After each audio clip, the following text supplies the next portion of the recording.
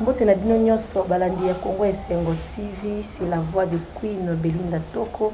Kaka nde toloba na bino, vous satisfaire c'est notre devoir, être satisfait c'est votre droit. Toza bongo lelo na nouveau numéro ya émission na biso, toyambi bongo moko ya invité na biso ensemble na ye tokomeka kosolo na ye na masolo bongo na masolo o etali problème ya DJ Abdul. DJ Abdul bino nyonso boyebi azaki accusé na cas na problème il y a viol, il y a mineur. Et ensemble avec vous, tokomeka kosolo na invité na biso o nazokene déjà ko pesa yembote. Bonjour messieurs. Bonjour la Queen. OK. Bonne année. Merci pareillement. Okay. Monsieur Koko s'est présenté pour que les téléspectateurs na biso ba meka koyeba soki ozanani. Kombo na ngai Yannick Bongondo. Comment on a Yannick Bongondo? Yannick Bongondo.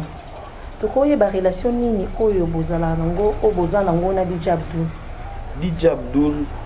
DJ Abdul c'est vraiment un grand ami, c'est vraiment un ami de longue date. Azab na muninga na ya kala.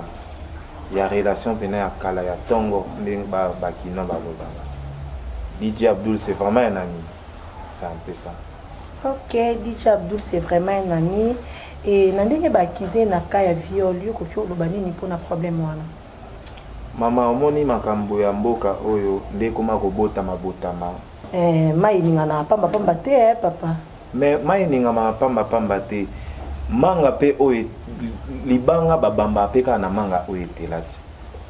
Libanga babamba ka na manga oyo etela, nga nazo rassurer yo, omoni dossier oyo eza eloko mo eza na se wana. Naebeli Abdul na babangambo wana te. DJ Abdul ndenge zana asala ba musala na ebiso nyonso yebi musala na ya butu. Akende asali boulot na ye na tongo aki a se reposer. En plus c'est un ami oyo to koli na ye, to yebani na ye, to zala na ye, to kola na ba makambo wana te. En tout cas batu mususu ba moni ka lelo DJ Abdul mais biso pena toza ya ba source oya ye. Ya ba source ya ye bien sûr. Mais pourquoi batangi ndeko Yannick Bongondo te, batangi Agasia Zamate, mais batangi kaka DJ Abdul? Kasi on auto ebisa yo te. Baba makalibanga ka na manga oetela. Baolinga ka ba créer moi eloko moko. Mr Zalaki na manifestation na emoko alinga salango, c'était le 29. Et créer ka moi dossier moko boya. On a biso ezaka moi eloko moko eza na sewana. Je te rassure kala mingi te ba avocat ba olandela makambo wana hormona ke ba sakite na dossier wana. Oui, ba ko sakite na dossier wana mais bino attend que ba ami na ye vraiment. Hein, tout le monde a master les amis de donc bino attend que ba ami ya DJ Abdul ba démarche ni déjà bo bandi au sala pour na ko prouver innocence ya moninga na bino. Merci, très belle question. Ba démarche eza avocat Zali azo landela ba dossier wana biso pe tant que ba ami na ye bandeko na ye yango tozo leka to soutenir ndeko na biso azana na kimia maramunionso e yaka mais et Kendaka Malembe. Je te rassure que DJ Abdul Aza innocent. Orobeng isanga na émission dans la Queen. Orobeng isanga na oyebiso makamna lobagi na yo yango za ba vérité. OK, biso za Congo Esengo TV ka ambeto lobaki to indépendant na source, jusqu'à ce que tu découvrir vraiment vérité. Ce qui peut monsieur Yannick Bongondo alobi na biso vérité to koyeba, ce qui pas lobi lokuta to koyeba. Bon, dernier mot na yo par rapport à problème oyo koki olobani na bana poto bao bazana no bao yeba marambo to koloba bon. Merci beaucoup la Queen. Mot de la fin na ngai. Omoni baswahili balobaka pole njo mwendo. Malembe boyeba ka vérité.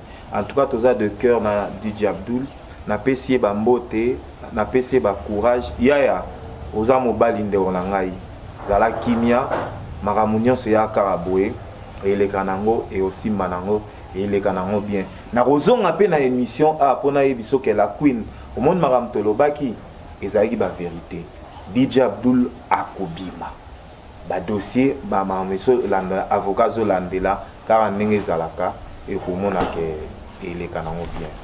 OK, merci beaucoup monsieur Yannick. Car on est au lobby dossier oyo à suivre. Donc on a vraiment dossier oyo tina suka. Pourquoi mina suka ya émission na biso ya mokona lelo topesi merci bongo na Dodo Pongo Eke na Manchester, Afingo la jet privé na London, topesi sumbote na Hortense Nikita mwasi ya pembe na London wabi mwasi ya pembe kota nguni na ndaku te. Donc bambote belé na yo Brenda Mobiala en Pabarde na Manchester, yo pe topesi na bambote belé. Mbote lisusu na Pichu Mansia Pichu de London, babi ba na Londres vraiment ba koti masolo angutaka Pichu alongwe pa Londres ayeneka awa pour travailler na Congo Esengo TV. Donc eza GT. Donc yem tazo réaliser mission oyo ba grand merci na yo Pichu Mansia, ba grand merci na batu nyonso bandeko nyonso o balinga kala kwino na pesi bino ba mbote et merci aussi na Maison Given, babi Maison Given na local 54 na immeuble Beautour pour la invitation na bino ba cérémonie nyonso achat ba carte mémoire ba flash disque nyonso ba modem wifi bokende ka kuna na local 54 mala bino to mona nini koleza likoya bye.